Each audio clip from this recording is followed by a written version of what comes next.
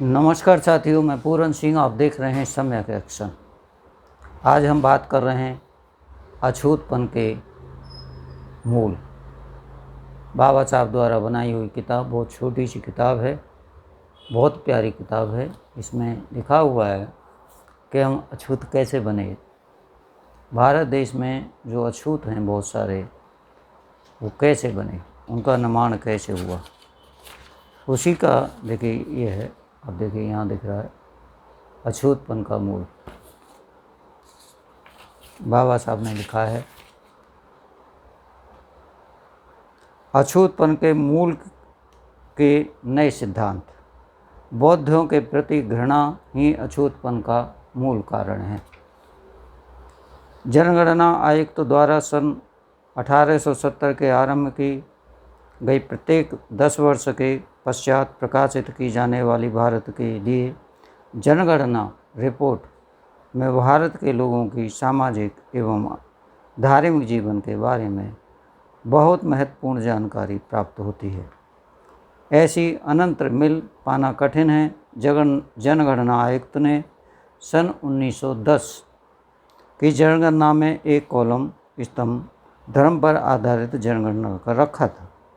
इस शीर्षक के अधीन जनगणना के मुस्लिम, हिंदू, ईसाई के रूप में दिखाया गया। 1910 की जनगणना रिपोर्ट में प्रचलित प्रथा को छोड़ एक नई बात अपनाई गई। प्रथम बार इसमें हिंदुओं को 3 अलग श्रेणियों में बांटा गया। कितनी श्रेणियों में बांटा गया? 3 श्रेणियों में बांटा गया। तो कौन सी श्रेणियाँ हैं इसमें? 3 देखिए। हिंदू नंबर 1, नंबर 2 प्रकृति पूजक जनजातीय, तीसरा दलित या अछूत। तब से यह नया वर्गीकरण जारी। पहले के जनगणना आयुक्त के प्रचलन से यह पलायन 3 प्रश्न खड़े कर देता है। पहला, कि किस कारण से 1910 की जनगणना के आयुक्त ने इस नए वर्गीकरण को आरंभ किया। दूसरा, कि यह वर्गीकरण किस मापदंड के आधार पर कर दिया गया। तीसरा, कि कौन से रीति रिवाजों के विकास के कारण थे जिन्होंने हिंदुओं के 3 अलग वर्गों को बांटे जाने का न्याय संगत बताया, जैसा कि ऊपर कहा गया है। प्रश्न का उत्तर माननीय आगा खान के नेतृत्व में मुस्लिम समुदाय द्वारा 1909 में तत्कालीन वायसराय लॉर्ड मिंटो के समक्ष प्रस्तुत मांग पत्र में पाया जा सकता है, जिसमें उन्होंने विधानमंडल, कार्यपालिका, सरकारी सेवाओं में मुस्लिम समुदायों के लिए पृथक एक एवं समुचित प्रतिनिधित्व की मांग की। मांग पत्र में निम्नलिखित उद्धरण परिच्छेद पाए जाते हैं। भारत में मुसलमानों की संख्या 1909 की जनगणना के अनुसार भारत में अंग्रेज महाराजा के शासन के समय 6 करोड़ 20 लाख या कुल जनसंख्या के 5वें अथवा चौथे भाग के बराबर थी। यदि जंगली जातियों और अन्य छोटे छोटे धर्मों के अंतर्गत रखे गए असभ्य लोगों के भाग को यदि घटा दिया जाए तो अन्य वर्गों के हिंदू के रूप में उनके सामान्य वर्गीकरण के अनुसार सही गिना जाए तो वास्तव में हिंदू नहीं, मुसलमानों का अनुपात हिंदू बहुमत से बहुत बड़ा हो जाता है। इसलिए हम कहना चाहते हैं कि प्रतिनिधित्व की किसी भी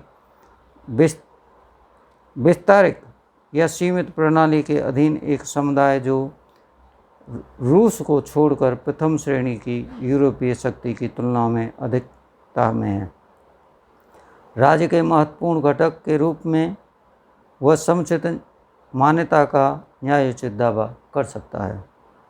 हम अब महाराजा की अनुमति के एक पग और आगे जाने का प्रयास करते हैं और निवेदन करते हैं कि मुसलमान समुदाय को परोक्ष और अपरोक्ष किसी भी प्रकार का प्रतिनिधित्व और अन्य सभी प्रकार की उनकी स्थिति और प्रभाव को प्रभावित करते समय न केवल उनकी संख्या की शक्ति के आधार पर समप्रमाणिक होनी चाहिए, वरन उनके राजनैतिक महत्व और योगदान के मूल्य पर जो वे साम्राज्य की रक्षा के लिए देते हैं अनुरूप होनी चाहिए। हम आशा करते हैं कि आप महामहिम इस संबंध में उनकी स्थिति पर अपेक्षित ध्यान देने की कृपा करेंगे, जिसे वे सैकड़ों वर्षों से कुछ अधिक कालों से बनाए हुए हैं। स्वाभाविक रूप से उनका योगदान उनके मस्तिष्क से धूमिल नहीं हुआ है। उपरोक्त कॉलम के बीच का भाग विशेष महत्व का है। इसे मानपत्र में इस सुझाव हेतु सन्निविष्ट किया जाता है। हिंदुओं के साथ मुसलमानों की संख्या की गणना करते समय जंगली, जनजातीय, अछूतों की जनसंख्या को अलग कर दिया जाए।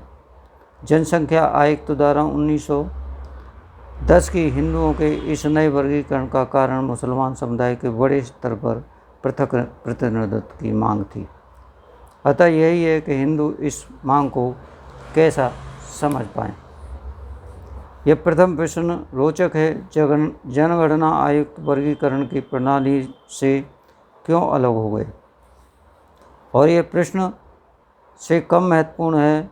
यह जानना महत्वपूर्ण है कि जनगणना आयुक्त ने किस आधार पर हिंदुओं के विभिन्न वर्गों में ये 100% हिंदू थे या वे जो नहीं थे 2 श्रेणियों में अलग अलग कर दिए। जनगणना आयुक्त द्वारा अपनाया गया यह वर्गीकरण का आधार उस प्रपत्र में मिलता है जो जनगणना का आयुक्त ने जारी किया था, जिसमें इन दोनों वर्गों श्रेष्ठियों वर्गों के अंतर के लिए कुछ परीक्षण का प्रावधान था। हिंदुओं में जो 100% हिंदू नहीं थे उन्हें जातियों जनजातियों का रूप में सम्मिलित कर लिया गया, जिन्होंने ब्राह्मणों की श्रेष्ठता से इनकार करते थे, जो ब्राह्मणों या मान्य हिंदू गुरु से मंत्र नहीं ग्रहण करते थे, जो वेदों को प्रमाण नहीं मानते, जो हिंदू देवताओं की पूजा नहीं करते, उच्च ब्राह्मण उनके पारिवारिक पुरोहित नहीं करते, जिनका कोई भी ब्राह्मण पुरोहित नहीं होता, जिन्हें हिंदू मंदिरों के अंदर नहीं जाने दिया जाता, जो स्पर्श और कुछ दूरी की सीमा तक अपवित्रता का कारण होते, जो अपने मृतकों को दबाते हैं, जो गाय का मांस खाते हैं और गौ पूजा नहीं करते। इन 10 परीक्षणों जांच में से कुछ हिंदुओं को जंगली और जनजातियों में बांटते हैं, शेष हिंदुओं को अछूतों के अलग बांटते हैं। जो अछूतों को हिंदुओं से अलग बांटते हैं वे हैं 2, 5, 6, 7 और 10। इन्हीं के बारे में मुख्य हमें विचार करना है। परीक्षण 2, 5, 6 में से संबंधित प्रश्नों के जनगणना आयुक्त द्वारा प्राप्त उत्तर उद्घाटित करते हैं। अछूत ब्राह्मणों के मंत्र नहीं लेते। उच्च ब्राह्मण अछूतों का पुरोहित नहीं करते।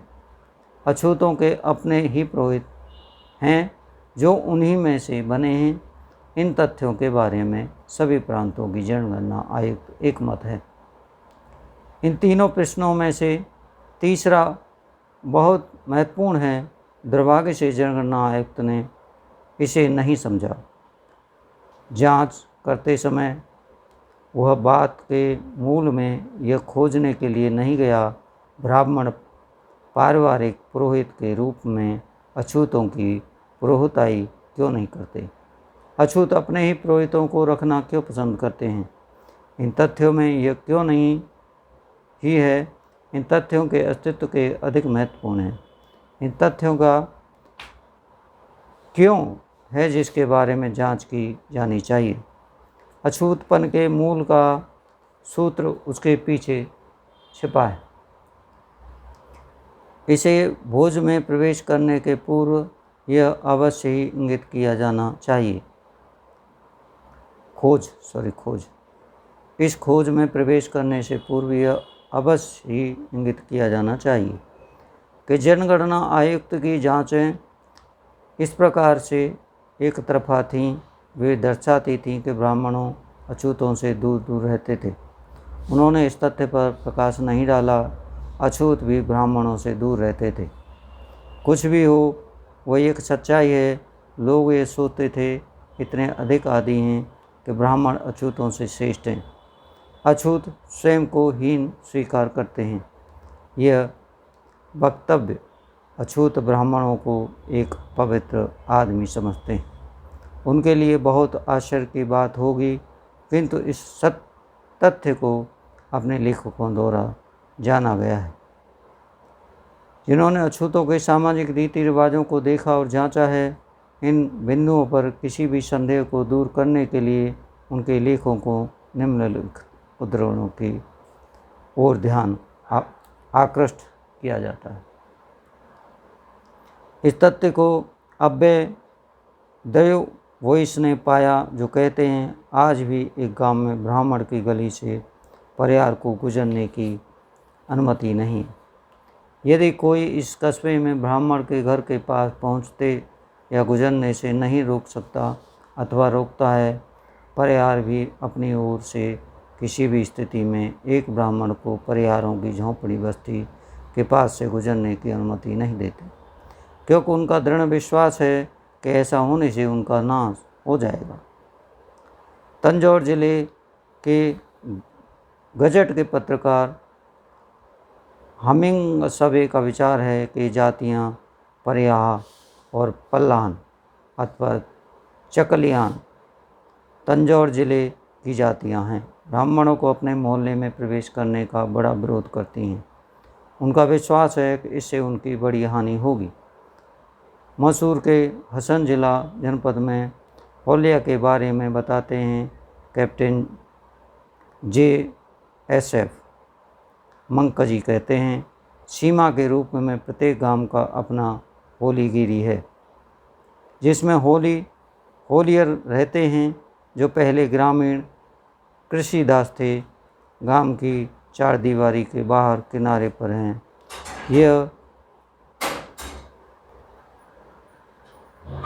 यह मेरे विचार में इसलिए था क्योंकि उन्हें अपवित्र नस्ल का समझा जाता था, जिसके स्पर्श से अशुद्धता पैदा होती थी। ऐसा बताया जाता है कि ब्राह्मणों द्वारा मान्यता सीधे होलियार के साथ से कुछ भी लेना अस्वीकार्य है, और फिर भी ब्राह्मण मानते हैं कि यदि वे बिना छेड़छाड़ होलीगिरी में से होकर गुजर सके तो उनके लिए बहुत सौभाग्यशाली हो। इस पर होलियारों को कठोर आपत्ति थी। यदि कोई ब्राह्मण उनकी बस्ती में प्रवेश करने का प्रयास करता तो वे एकत्र होकर समूह में आकर उस ब्राह्मण को चप्पलों से मारते थे। पुराने समय में ब्राह्मणों को मार भी दिया जाता था। अन्य जातियों के सदस्य द्वार तक आ सकते थे, किंतु वे घर में नहीं घुस सकते थे, क्योंकि उनसे होलियानों पर दुर्भाग्य आ जाता था। यदि संयोगवश कोई व्यक्ति अंदर आ जाता था तो घर या मालिक उस घुसपैठिए के वस्त्र फाड़ डालता सुनिश्चित करता था। इसे कोने में कुछ नमक बांध देता था, उसे बाहर निकाल देता था। यह माना जाता था ऐसा करने से घुसपैठिया का अच्छा भाग्य प्रभावहीन हो जाता है।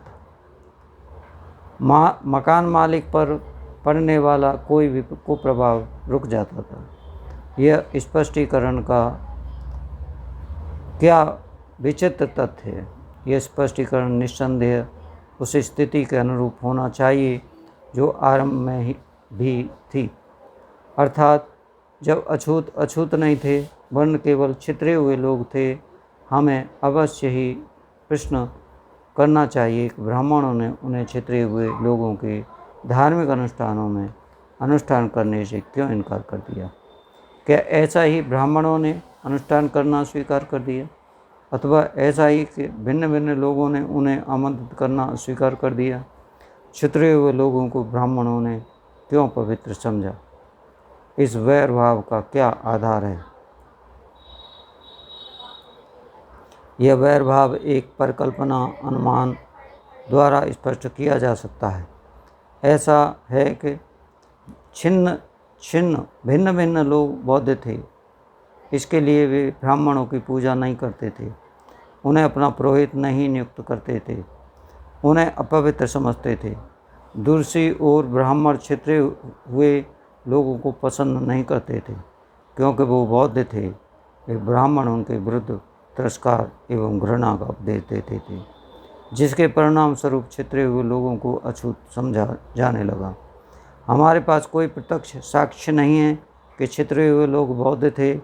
हम मान सकते हैं कि वे बौद्ध थे। हिंदुओं के मन में बौद्धों के विरुद्ध घृणा और विद्वेष था। इस भावना को ब्राह्मणों ने पैदा किया था। ये बिना समर्थन के नहीं है। अपने प्रायश्चित मयूख में नीलकंठ मनु के श्लोक पर एक उदाहरण देते हैं, जो कहता है, यदि कोई व्यक्ति एक बौद्ध अथवा पाशुपात पुष्प के लोकायत नास्तिक महापाप की छूता है, तो वह अपने को स्नान द्वारा पवित्र करेगा। अपनी स्मृति में यही सिद्धांत ऊपर प्रचारित किया है।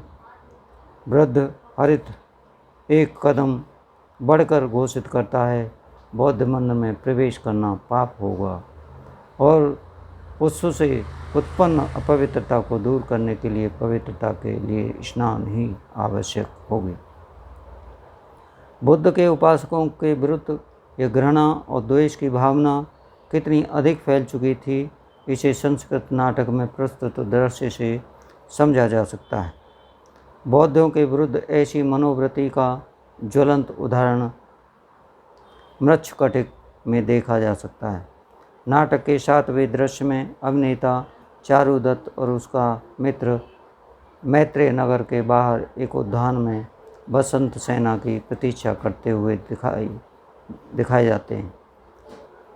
वह जा नहीं पाती और चारुदत्त उद्यान से जाने का निर्णय लेता है। जब वे चलने लगते हैं तो वे संवाहन नाम के बौद्ध भिक्षु को देखते हैं। उसे देखकर चारुदत्त कहता है, मित्र मैत्रेय, मैं बसंत सेना से मिलने के लिए आतुर हूँ। आओ, हमें चलना चाहिए। थोड़ी देर चलने के बाद, ओह, यहाँ एक अशुभ दृश्य है। एक बौद्ध भिक्षु हमारी ओर आ रहा है। कुछ विचार करने के बाद, अच्छा, उसे इस मार्ग से आने दो, हम दूसरा मार्ग पकड़ते हैं। बाहर निकला। दृश्य 8 में भिक्षु राजा के साले शक्र ने उद्यान में एक सरोवर के अपने वस्त्र चीवर धो रहा था। शक्र के साथ बीता प्रकट होता है और भिक्षु को मार डालने की धमकी देता है। उन दोनों के बीच निम्न संवाद उद्घाटित करता है।